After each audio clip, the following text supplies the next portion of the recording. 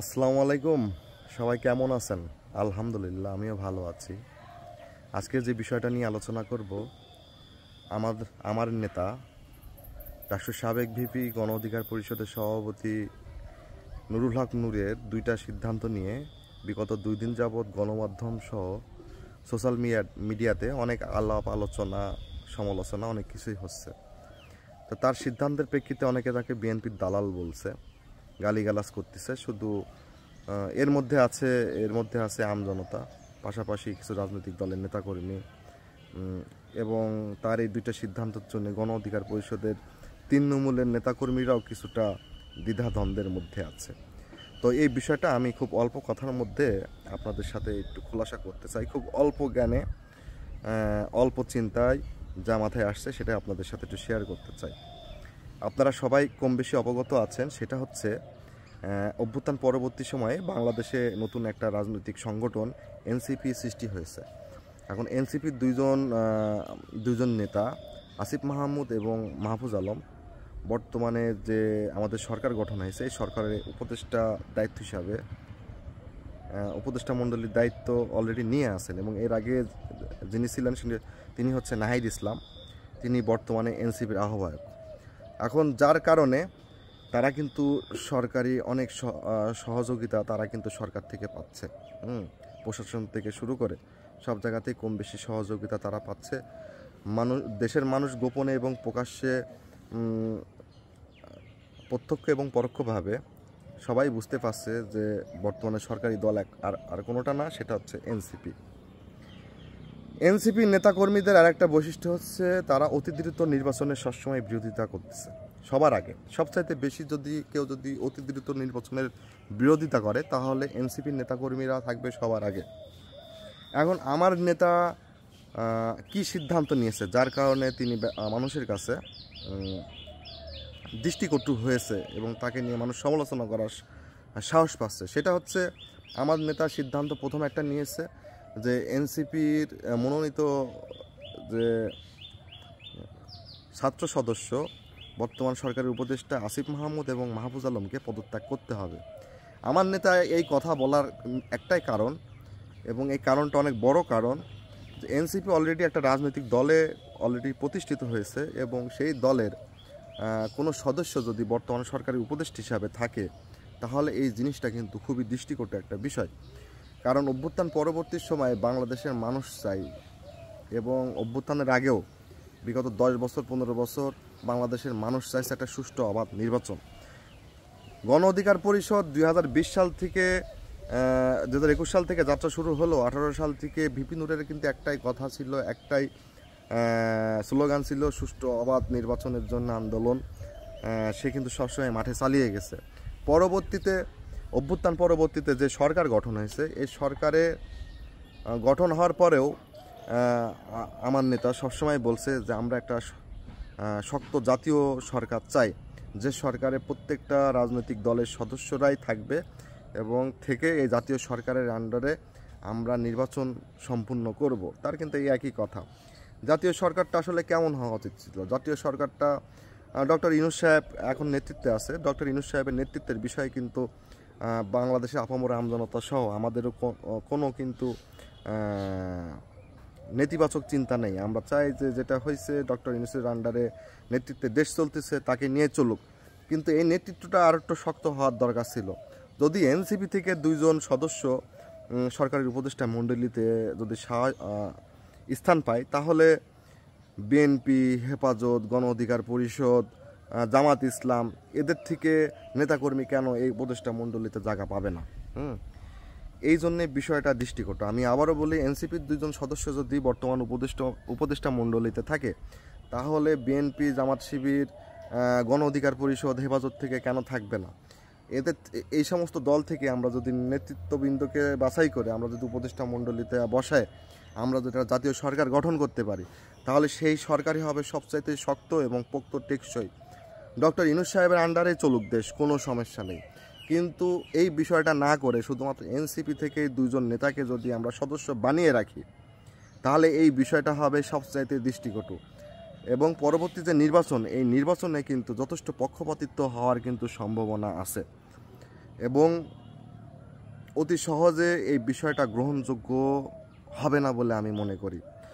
তো তারই প্রেক্ষিতে আমার নেতা ডাকসুর সাবেক ভিপি নুরুল হক নূর বলেছে যে আসিফ মাহমুদ এবং মাহফুজ আলমকে এই সরকার থেকে পদত্যাগ করতে হবে। হ্যাঁ, এটাই যৌক্তিক, বাস্তবতা এটাই বলছে। তাদের থাকার দরকার নেই। উপদেষ্টা মণ্ডলীতে আরও সদস্য আছে, আর তাদেরকে যদি থাকতেই হয় তাহলে অন্যান্য দল থেকে সদস্য নিয়ে উপদেষ্টা মণ্ডলী সাজানো হোক, এটাই ফ্যাক্ট। আর ডিসেম্বরের মধ্যে নির্বাচন।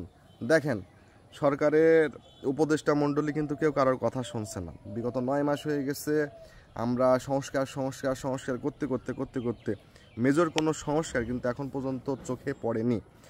হ্যাঁ, বাইরে থেকে অনেক ইনভেস্ট আসছে, ডক্টর ইউনূসের কিছু ক্যারিশম্যাটিক বিষয় আছে, তার জন্য হয়তো আমরা কিছু পজিটিভ ভাইব পাচ্ছি, কিন্তু এই পজিটিভ ভাইব কিন্তু জনগণ খায় না।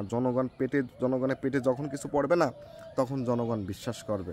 তা 9 মাসে কিন্তু এখন পর্যন্ত সেরকম কোনো কিছু আমরা কিন্তু দেখতে পারলাম না। তার পাশাপাশি এই যে আসিফ মাহমুদ এবং মাহফুজ আলমের মতো 2 জন উপদেষ্টা যদি সরকারে থাকে, তো এই বিষয়টা দিনে দিনে কিন্তু গ্রহণযোগ্যতা হারাবেই, এবং এটা নিয়ে যথেষ্ট প্রশ্ন উঠতেই পারে।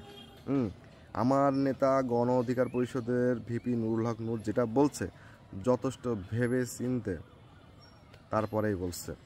আর তাকে বিএনপির দালাল বলেন আর আওয়ামী লীগের দালাল বলেন, এই দালাল কথাটা সে কিন্তু সেই প্রথম থেকে শুনতেই কিন্তু এত দূর পর্যন্ত আসছে। সুতরাং এই সমস্ত দালাল ফালাল এই সমস্ত কথাই কিন্তু তাকে আটকাবে না। সে এখন জাতীয় নেতাতে পরিণত হয়েছে। আর জাতীয় নেতা তৈরি হোক আর যাই তৈরি হোক না কেন, সবার আগে একটা কথা মনে রাখতে হবে, যতই রাস্তায় বয়ান ঝাড়ি না কেন এবং মাঠে আন্দোলন করি না কেন, ততক্ষণ পর্যন্ত বাংলার রাজনীতিতে কারোর কোনো ভ্যালু নেই যতক্ষণ পর্যন্ত না একজন নেতা সংসদে আসন না পাচ্ছে। এই যে এখন হাসনাত হয়েছে, সার্জিস হয়েছে, আসিফ মাহমুদ হয়েছে, এরা অনেক পপুলার নেতা কিন্তু অলরেডি হয়ে গেছে, কিন্তু এদের নেতৃত্ব তখনই ভালোভাবে স্থায়ী হবে, শক্তপোক্ত হবে, যখন এরা সুষ্ঠু অবাধ নির্বাচনের মাধ্যমে এরা সংসদে আসন পাবে। পার্লামেন্টে গিয়ে যখন জনগণের জন্য কথা বলতে পারবে একজন নেতা, তখনই সে প্রকৃত নেতা, মানে প্রথম শ্রেণীর নেতা হওয়ার কিন্তু খেতাবটা কিন্তু পাচ্ছে। তো সেক্ষেত্রে রাজনৈতিক অস্তিত্বের প্রশ্ন সবারই থাকে। সেক্ষেত্রে অস্তিত্বের জন্যে যে কোনো বড় দল যে কোনো জায়গা থেকে যে কোনো সিদ্ধান্ত নিতে পারে। তা আমার দল গণ অধিকার পরিষদ নির্বাচনের আগে যে কোনো সিদ্ধান্ত নিতে পারে, যে কোনো দলের সাথে জোট করতে পারে। জামাতের মতো দল যদি পরপর আওয়ামী লীগ এবং বিএনপির সাথে যদি জোটে আসতে পারে এবং নারী নেতৃত্ব কায়েম করতে পারে ক্ষমতায় আসার জন্য, সেখানে আমার দল নুরুল হক নূরের দল গণ অধিকার পরিষদ খুবই ছোট একটা দল। এখানে কারো না কারোর মাথার উপরে ভর দিয়েই যাইতে হবে। আর এনসিপির প্রতি গণ অধিকার পরিষদের নেতাকর্মীদের কিন্তু সবসময় কিন্তু একটা পজিটিভ চিন্তা কিন্তু প্রথম থেকেই ছিল এবং এখনও আছে।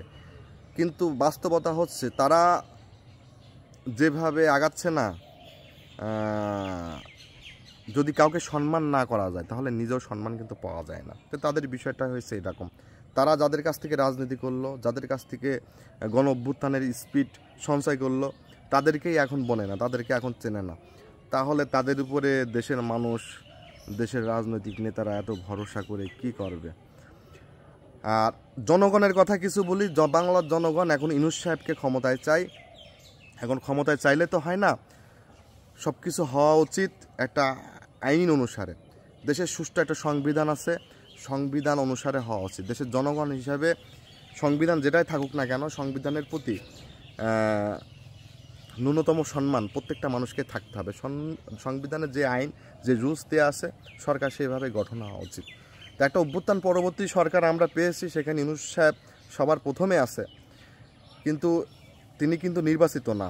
তাকে যদি দেশের জনগণ অবশ্যই ভালোবাসে, যদি ভালোবাসে, আমিও ভালোবাসি এবং অনেকেই ভালোবাসে, যদি এত ভালোবাসা থাকে তাহলে সে মানে অল্প কিছুদিনের মধ্যে যৌক্তিক সংস্কারগুলো করে সে দেখা যাচ্ছে এনসিপি দলেরই প্রধান হলো কিংবা নতুন একটা রাজনৈতিক দল গঠন করে সে কিন্তু নির্বাচনে অংশগ্রহণ করতে পারে। বাংলাদেশের মানুষ যদি তাকে এতই ভালোবাসে তাহলে অবশ্যই তাকে ভোট দিয়ে জয়ী করবে। হ্যাঁ, কিন্তু এই আবেগী কথাবার্তা বলে লাভ নেই যে ইউনূস সাহেবের সরকার 5 বছরই দরকার, ঠিক আছে, এগুলা হচ্ছে আবেগী কথা ঠিক আছে, কিন্তু আবেগী। বাংলাদেশের সংবিধান কিন্তু সংবিধান কিন্তু এমন রুলস কিন্তু রাখে না। আর আমার দল গণ অধিকার পরিষদ প্রথম থেকেই বলছে ৭২-এর সংবিধান সংশোধন করতে হবে। এই বিষয়ে সরকারের কোনো উপদেষ্টা পাশাপাশি অন্যান্য রাজনৈতিক দলের ন্যূনতম কোনো চেষ্টা নেই, ন্যূনতম কোনো আকাঙ্ক্ষা নেই। সেভাবে আমাদের ছোট দল কি করতে পারে? কারো না কারোর ঘাড়ের উপরে, কারো না কারোর পিছনে থেকেই সামনের দিকে আগাতে হবে, জনগণের জন্যে কাজ করার চেষ্টা করতে হবে। যাই হোক, অনেক কথা বললাম। আবহাওয়া অনেক গরম, এলাকাতে অনেক গরম পড়তেছে। কথাবার্তায় অনেক কিছু ভুল ত্রুটি হলে অবশ্যই ক্ষমার দৃষ্টিতে দেখবেন। আল্লাহ হাফেজ।